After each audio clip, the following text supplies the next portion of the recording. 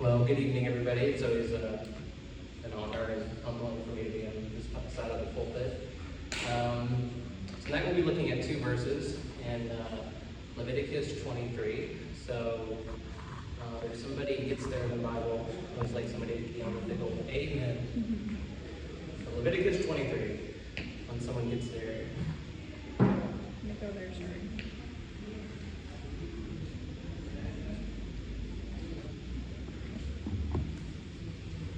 Amen. Amen. Thank you. Amen. Thank you. I got it. Amen. Thank you. All right, so this is the reading of God's Word. Just two verses tonight. The Lord spoke to Moses, saying, "Speak to the people of Israel and say to them, these are the appointed feasts of the Lord, that you shall proclaim as holy convocations. They are my appointed feasts." This is the reading of God's Word. Let us pray. Dear Heavenly Father, I pray that you open our hearts and our minds tonight. I pray that I get out of the way and that they hear you, they don't hear me. I pray that everyone receives your word well. I pray that we grow in you. I pray that we get to know you better. I pray all of this in Jesus' name. Amen. Leviticus 23 is an extremely profound chapter within the Bible. And just like everything in the Bible, this chapter points to our Lord and Savior, Jesus Christ. And what I'm going to do today, what we're going to do tonight, is I'm going to intro for where we're going in the next coming weeks. In this series that Pastor Mark has decided, we'll be looking at each one of the feasts in Leviticus 23. And there's 7 feasts within this chapter. Those feasts are, you might have heard these before: Passover, unleavened bread, first fruits, Pentecost, Feast of Trumpets, Day of Atonement, and the Feast of Tabernacles. But like I said before, for tonight, we're going to focus on these first 2 verses in Leviticus 23 and examine what the feasts are and what are the appointed time of our Lord. The question that probably comes up in your minds is, why do we need to study these feasts? Why do they matter? Well, the Sunday school answer and the common answer that you'll hear is everything in the Bible truly matters.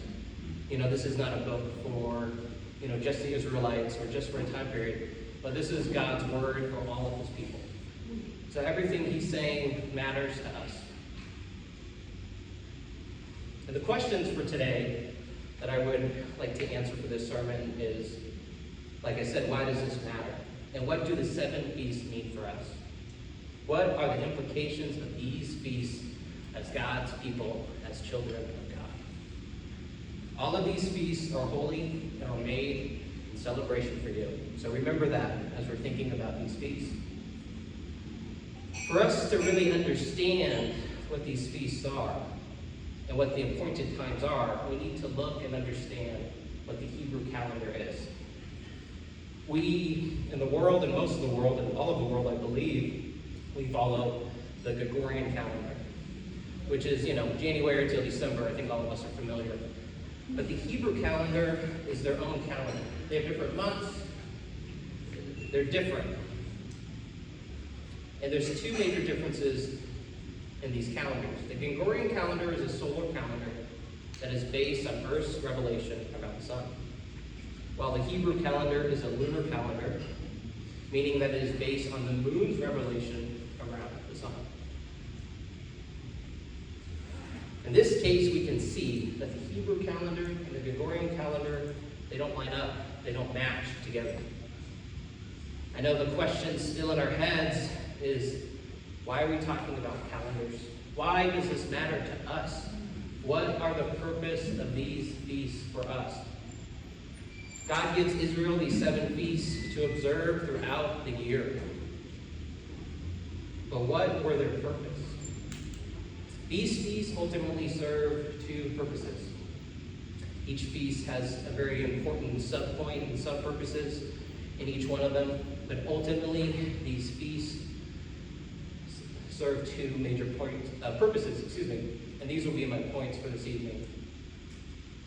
The first point is these feasts remind Israel of who God was and what he had done. Second, these feasts point to what God was going to do in his Son, Jesus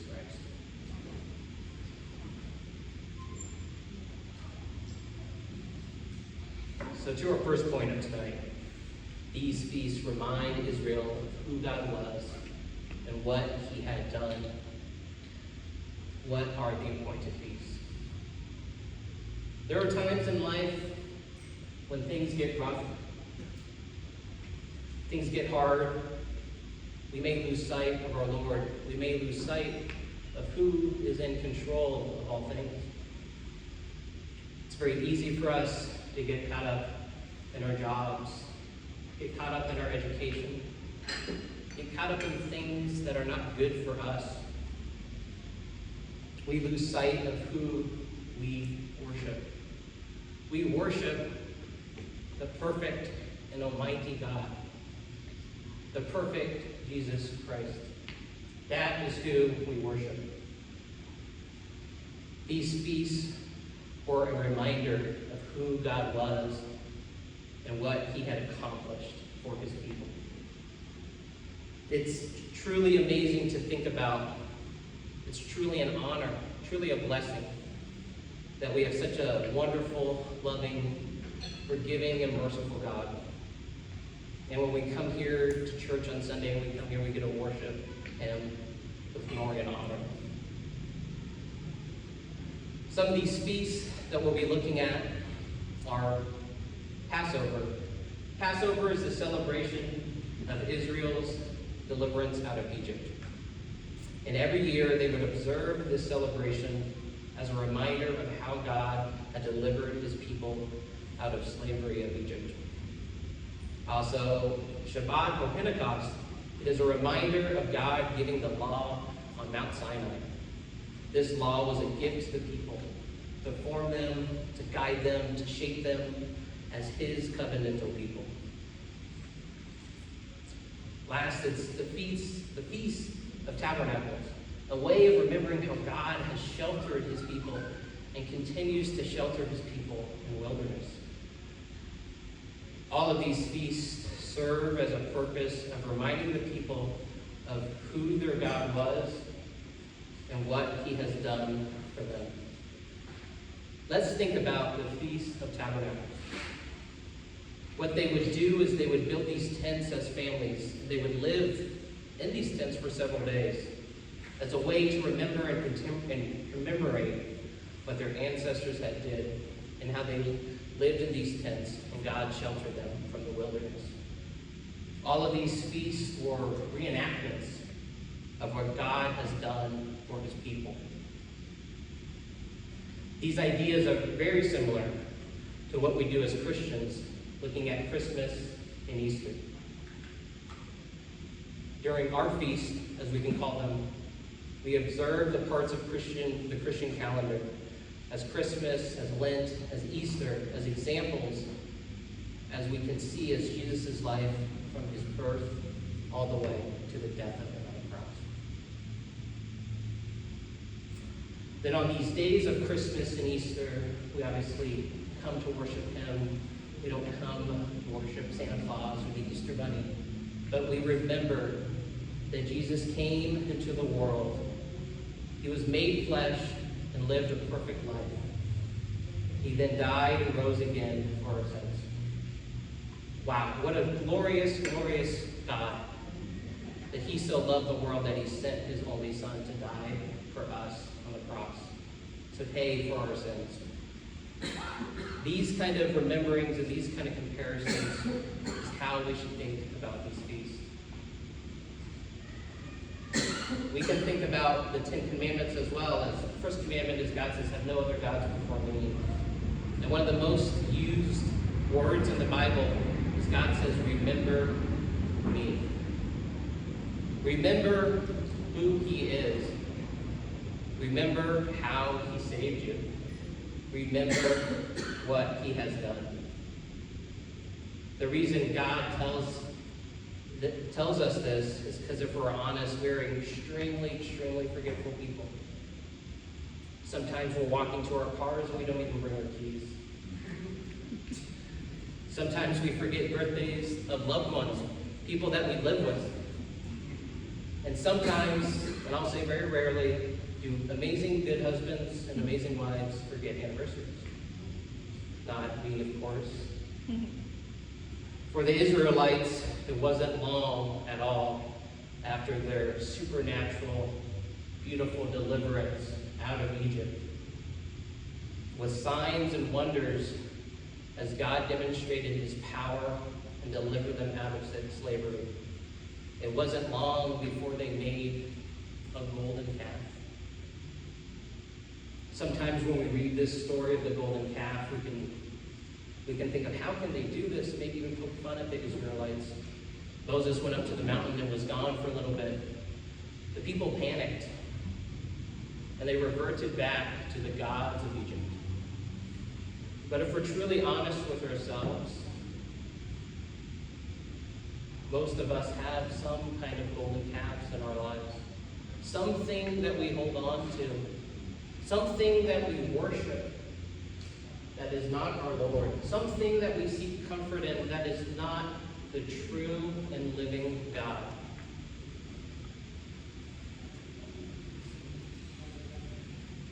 And that's the purpose of these feasts.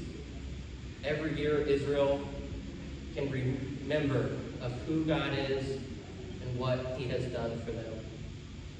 And that brings us to our second point of the night, and our second point about these feasts, which is one of, in my opinion, is the most beautiful thing about our God, about Scripture, and about who we are as God's people. And that point is the feast points to what God was going to do in his Son, Jesus Christ.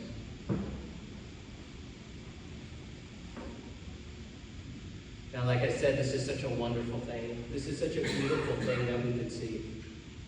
That these 7 feasts were not only reenactments of what God has done in the past, to remind them of who God was, but these feasts show us his whole plan of redemption in his Son, in Jesus. This is going to be the main point moving forward in the coming sermons. This is going to be what we're going to draw out more in the coming weeks. The 4 spring feasts are Passover, unleavened bread, first fruits, and Pentecost. And these feasts have already been completed beautifully in our Son Jesus in his first coming. The remaining feasts, the 3 fall feasts, they will be fulfilled in our Lord Jesus Christ, some way or another, in his second coming, when he returns to finish what he had started.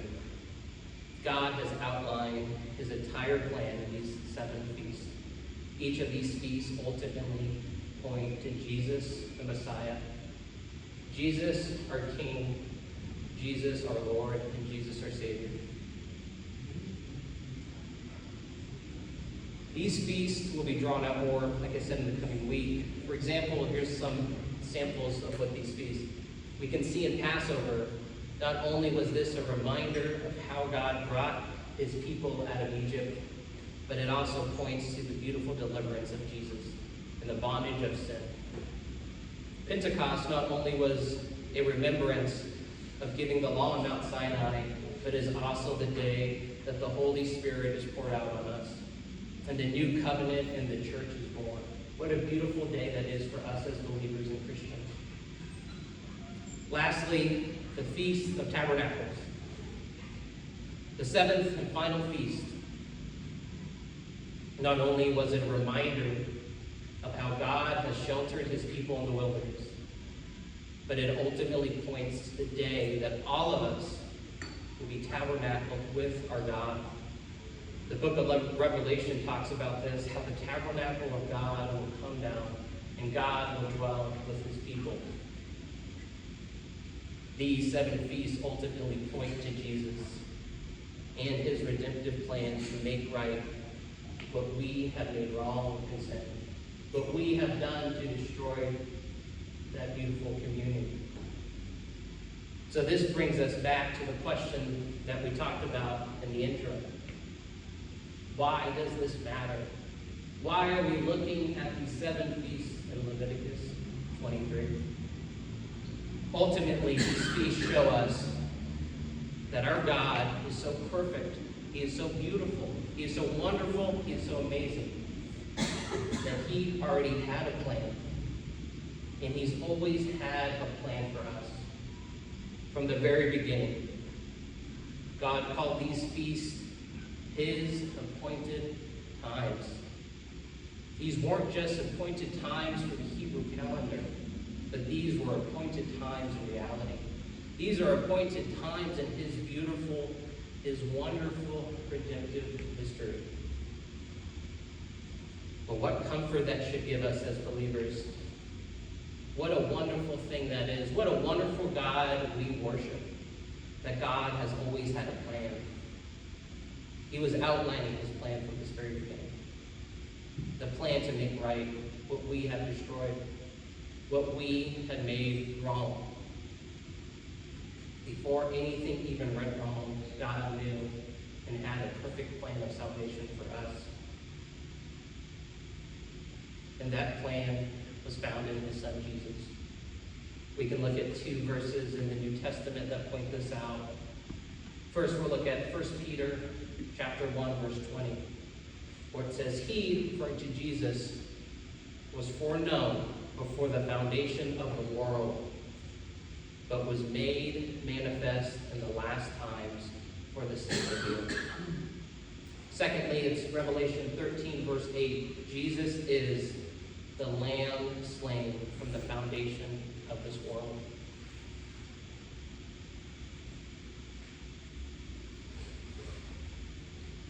Let us not get caught up in the calendars of culture, the calendars of ourselves, the calendars of this world. But let us get back to remembering these beautiful and appointed times of our Lord. This idea of time is so valuable to us. It's so valuable to each one of us here. All of us want more time in something. All of us need more time when we get that email from our boss and that call from the boss that project is due tomorrow. All of us want more time to study for an exam we're not ready for. All of us want more time with loved ones. All of us want more times with ourselves. However, let us not forget the Lord. Let us always remember Him. Let us not forget what He has done. And as we go forward in this sermon series, let us see Christ. Let us be focused on Christ and who He is. There is such an amazing power of the gospel. And to know that before there was even an earth, God already had a perfect plan for our salvation, for our peace, for His Son to come down and die for us. That is something we cannot forget. As we read the Old Testament and all of Scripture, let us see Christ in all of His glory. Let us see the wonderful God that we serve and worship. Let us worship Him perfectly. Let us have peace in Him. And let us remember everything He has done for us. Let us pray. Our dear Heavenly Father, I thank You for this time. I thank You for these people. I pray that You bless them in their upcoming weeks. I pray that they don't forget You, that they remember You in these times. I pray all of this in Jesus' name. Amen.